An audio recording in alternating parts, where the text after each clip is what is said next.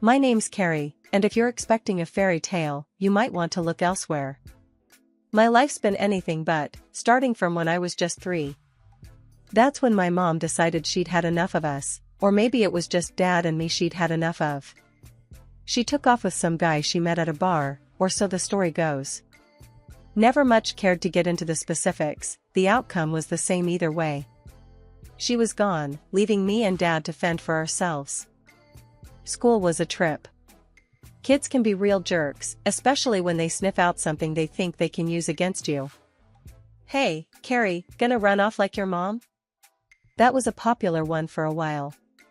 Or, "Guess it runs in the family, huh?" Whenever I'd mess up or get in trouble. Kids, right?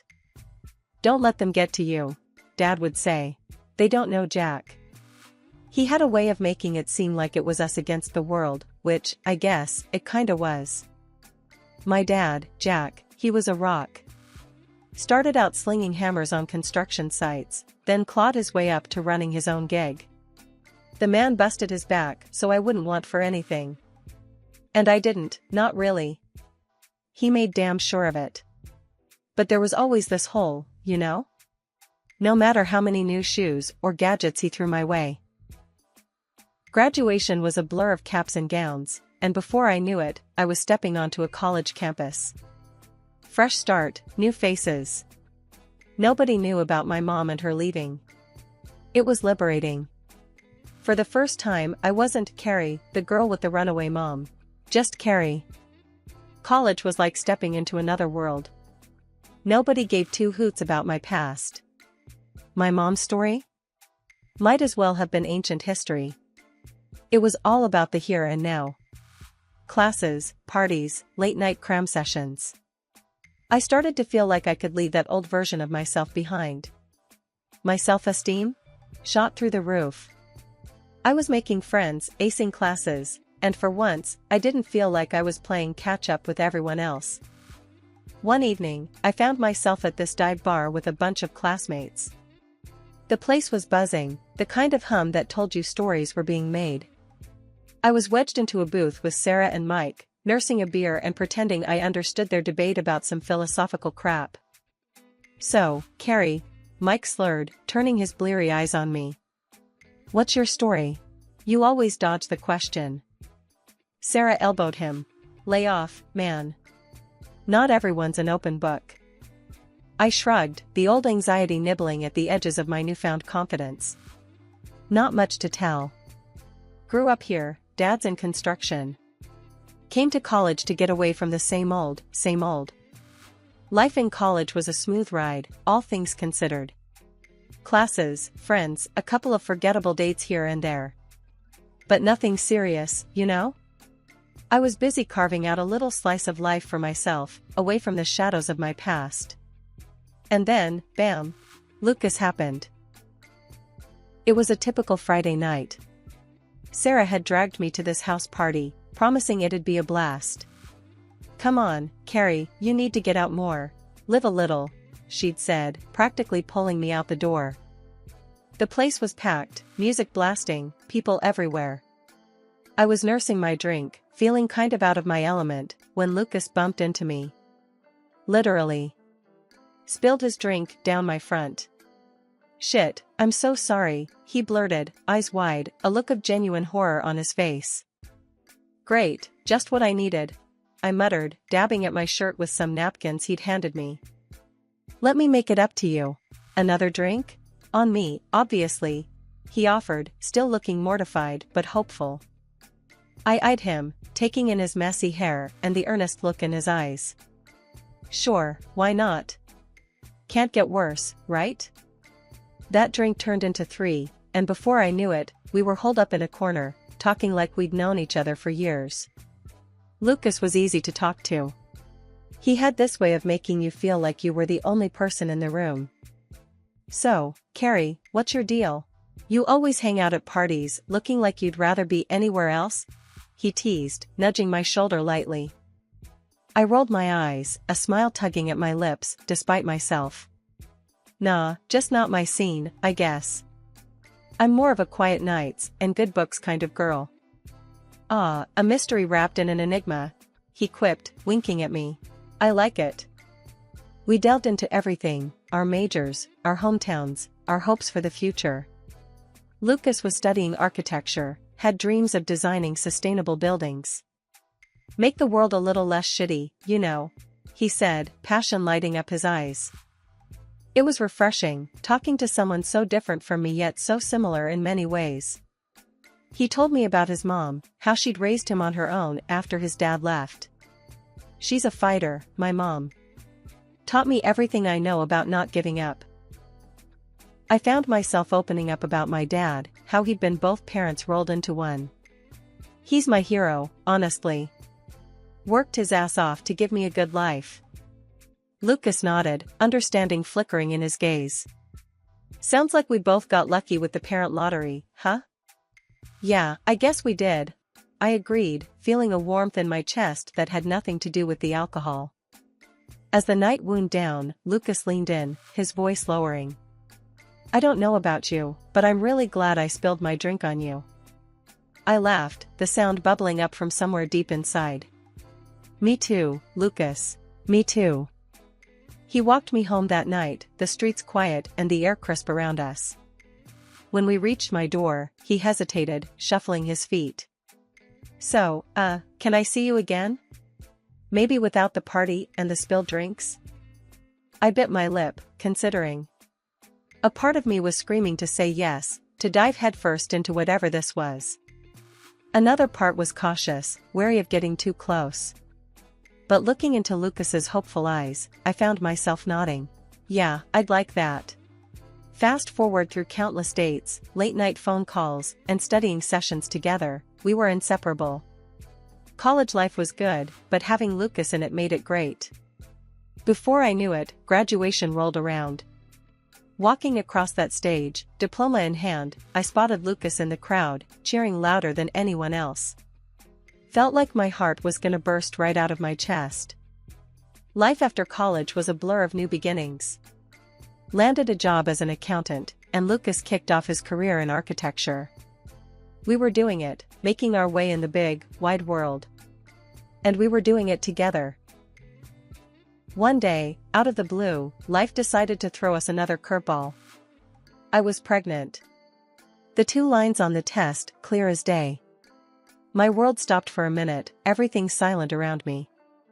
When I told Lucas, his reaction was a mix of shock and something else, joy, maybe? He took my hands in his, eyes shining with a mix of emotions. Carrie, this is... wow. We're gonna have a baby. The weight of the moment hung between us, heavy and sweet all at once. Then, Lucas, ever the straight shooter, said what we were both thinking but hadn't dared to voice yet. Guess it's time to stop messing around, huh? Think about making it official. You know, a wedding. Meeting Lucas's mom, Carol, was like stepping into a hurricane when you've only ever dealt with a light drizzle. Lucas had prepped me, saying she was a bit much sometimes, but that was the understatement of the century. We were at her house, a cozy little place that looked like it belonged in one of those home magazines, all neat and pretty. But the atmosphere? Ice cold, especially after Lucas dropped the baby bomb. Carol just stared at us for what felt like an eternity, her eyes drilling into me. Then, she finally spoke, her voice sharp as a knife. A baby? You're sure it's Lucas's? Lucas looked like he'd been slapped. Mom, what the hell? I was stunned, mouth dry, words stuck in my throat. This was the woman who raised the guy I love? She continued, her gaze never leaving mine. I mean, it's a valid question, Lucas. With her background and all. I felt my face flush with anger. My background? What's that supposed to mean? Carol sighed, as if explaining to a child. Your mother left your family, Carrie. That says something about your character. Lucas jumped in, his tone desperate. Mom, stop it. That's not fair. Carrie's not her mother. But Carol was on a roll, ignoring Lucas. And you, getting pregnant so young.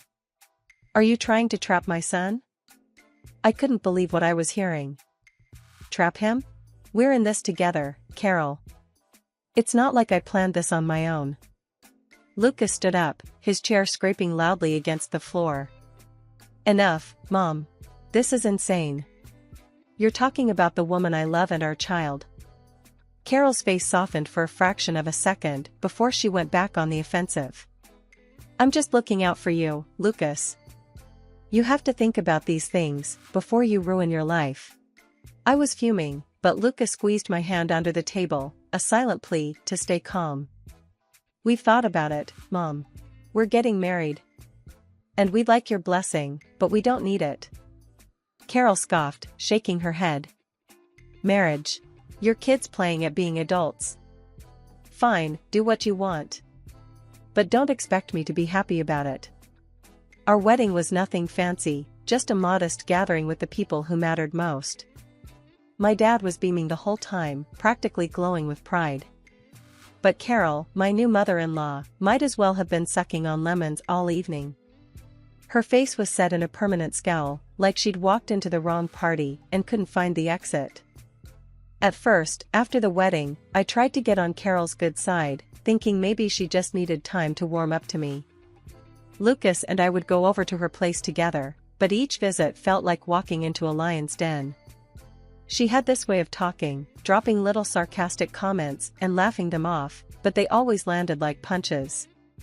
Stuff about the baby, like, sure hope the kid gets Lucas's brains, we don't need another runaway in the family. I bit my tongue so much during those visits, it's a wonder I could still talk. But the worst part wasn't the snide remarks, it was how Lucas started acting. He and Carol were thick as thieves, always on the phone or hanging out. And bit by bit, he began to change. It was like he'd absorbed her suspicion and doubt, started looking at me like I was some stranger. One night, he came at me with this gem. Are you sure the baby's mine? You know, given your family history. I stared at him, my jaw on the floor. Are you kidding me right now? You sound just like your mom. He shrugged, a pathetic attempt at looking innocent. It's a valid question, isn't it? I was livid. No, Lucas, it's not. You know me. You know us. How can you even say that? The distance between us grew with each day, each visit to Carol's, each whispered conversation he thought I didn't hear. I stopped going over to her house, couldn't stand the toxicity. Lucas didn't seem to mind, just carried on with their little two-person fan club.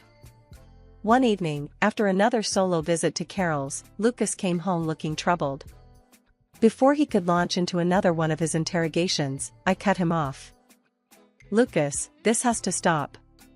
I'm tired of defending myself against accusations and insinuations, especially from you. He looked at me, really looked at me, for the first time in what felt like forever. Carrie, I don't know what's gotten into me. It's just, my mom, she gets in my head. I shook my head, disappointment weighing heavy on my heart. Your mom isn't here, Lucas. It's just you and me. And if we're going to make this work, really work, you need to decide where your loyalties lie. For a brief, shining moment, it felt like I was living in a different world. Carol, my ever-critical mother-in-law, decided to jet off on some extended vacation, leaving us to our own devices for a whole 2 months. You wouldn't believe the change in Lucas. It was like the guy I fell for came back from the dead. We laughed more, talked more, and those nagging doubts and fights just melted away. Being pregnant felt a bit easier without Carol's constant commentary in the background. For a while there, I actually thought we'd turned a corner. Then Carol came back. It was like a switch flipped in Lucas again. The tension, the suspicion, it all came creeping back, like mold in a forgotten corner. She must have been filling his head with all sorts of nonsense the second she got back. I held on to hope, though. Hope that once our daughter was born, things would change. That seeing his child, our child, would snap Lucas out of whatever spell his mom had cast over him. Boy, was I wrong. From the moment our daughter, Lily, entered the world, Carol was on us like a hawk. She'd swoop into our home uninvited, under the guise of helping. But her help was more like a barrage of criticism. You're holding her all wrong, she'd snap, watching me like I was about to drop Lily on her head. Her bath is too cold. Are you trying to freeze her? She'd accuse, sticking a finger in the bathwater like some kind of twisted Goldilocks. And the feeding? According to Carol, I might as well have been trying to poison Lily with the way I was going about it. Nothing I did was right. I couldn't even change a diaper without Carol lamenting how I was setting Lily up for a lifetime of discomfort. Her favorite jab? It's clear your mother never taught you anything. Look at this place. It's a mess. And you're just lazy. Each word was a knife, and I felt myself bleeding out, bit by bit. Lucas, for his part, was no help. He'd parrot his mother's concerns, adding his own layer of doubt to the mix. One particularly rough day, Carol was on her usual tirade about the state of the house, her voice a grating symphony of dissatisfaction. This is no environment for a child. It's filthy. And you're just sitting around. What kind of mother are you? I was at my breaking point. I'm doing my best, Carol. Maybe if you actually offered help instead of just criticism, things would be different. Her laugh was sharp, dismissive. Help? Dear, you need more than help. You need a miracle to learn how to take proper care of a child. Lucas walked in just as the words left her mouth, his expression a mix of confusion and concern. What's going on here? Your wife, Carol said, turning her poison-tipped words toward him, is clueless. It's a wonder Lily is thriving at all. I looked to Lucas, hoping for some sign of support. But all I saw was hesitation, a man torn between his mother and his wife. The night was rough. Lily's tummy was acting up, keeping us both awake till the early hours. Deciding we both needed the rest, I took the day off to lie down with her, hoping she'd feel better soon. But then Carol burst in like a tornado, her voice booming through the house about how dirty it was and that there was nothing to eat. This place is a mess. And what about dinner? Lucas can't be expected to cook for himself. I was too tired and frazzled to deal with her. Lucas said he'd handle dinner tonight. It's fine. I mumbled, trying to keep my voice down so Lily wouldn't wake up. Carol wasn't having it. She raised her voice even louder. He should not have to. It's your job to take care of him. Get up and start cooking. Ignoring her, I went back to the bedroom, hoping she'd get the hint and leave.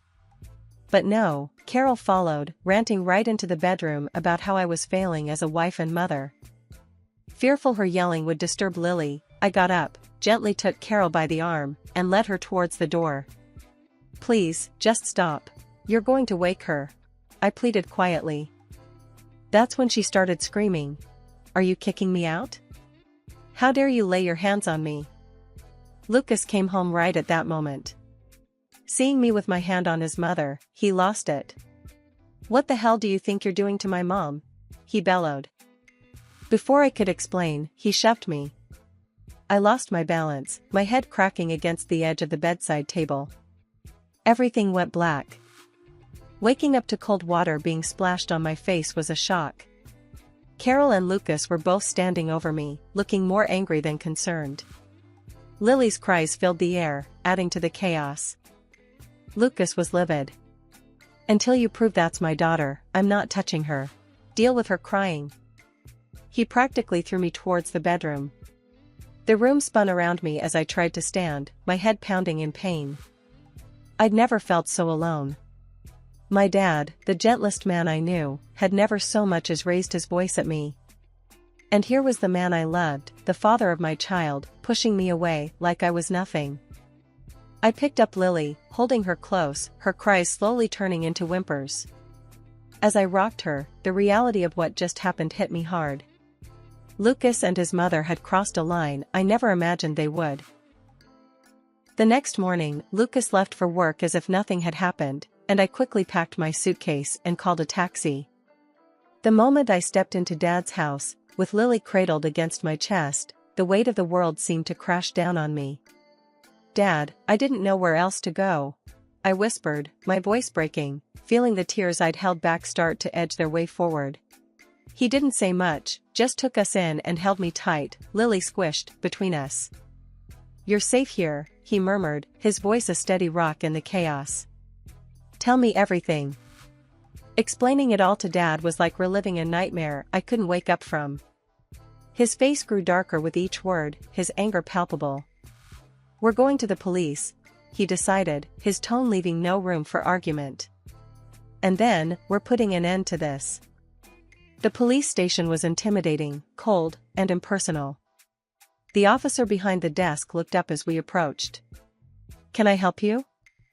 I took a deep breath, Dad's hand on my shoulder grounding me.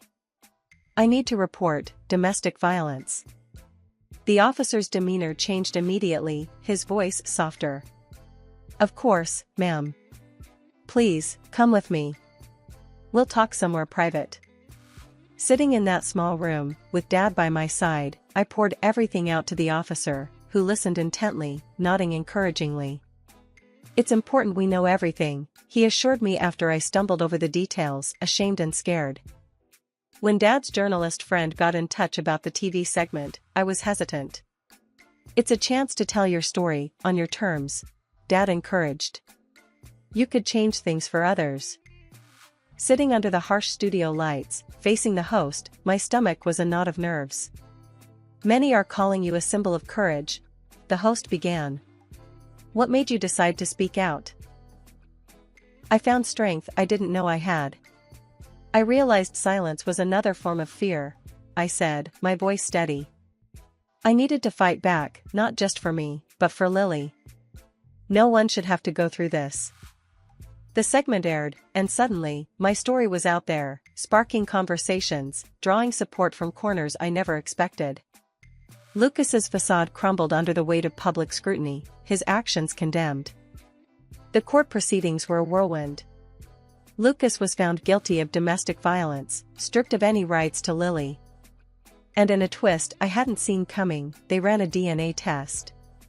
Turned out, Lily was his, no doubt about it. His baseless accusations, all for nothing. Carol didn't get off scot-free either. The judge hit her with a fine for emotional abuse. It wasn't much, but it was something, a recognition of the hell she'd put me through. After the divorce, I kept my distance from Lucas and his mom, Carol. The last thing I wanted was to hear more excuses or face their denial. But Dad, ever the protector, saw an opportunity for closure, not just for us, but publicly. He arranged for us to confront Lucas and Carol in the same TV show, after which my life changed. Sitting backstage, I felt a storm of emotions. Anger, betrayal, but underneath it all, a flicker of hope for some semblance of justice. Dad squeezed my hand, his silent way of saying, "We've got this." The host was known for not pulling punches, and as we took our seats, I could see Lucas and Carol were uneasy. The audience's murmurs grew quiet as the show began. Today, we have a story of betrayal, courage, and the pursuit of justice, the host began, setting the stage. He turned to Lucas and Carol. You've been accused of some serious mistreatment. How do you respond to these allegations? Lucas stumbled over his words. I didn't realize how far things had gone. I'm sorry. Carol tried to deflect. We thought we were doing what was best. The host cut in. Best? By whose standard? You pushed her to the brink. The audience's reactions ranged from disbelief to anger, their hums and murmurs filling the studio. Then, it was my turn to speak. I don't need their apologies. What's done is done. My focus is on my daughter and giving her a life full of love and security, something they tried to take from us. Lucas looked down, unable to meet my gaze, while Carol seemed to shrink in her seat. The host nodded solemnly. It takes incredible strength to stand in your truth. What message do you hope to send? That justice and kindness always win. That no one should ever feel alone or without options, I said, my voice steady. By the end of the show, Lucas and Carol had publicly apologized, but their words felt hollow. I wasn't looking for their remorse, I was looking for a way to move forward, to show Lily the strength of standing up for oneself. Leaving the studio, Dad put an arm around me. You were amazing out there. Lily's going to grow up knowing how strong her mom is. And he was right. As I looked down at Lily, sleeping peacefully in my arms, I knew our future was bright. Together, with my dad's unwavering support, we'd build a life defined by love, resilience, and the belief that after every storm, there comes a new dawn.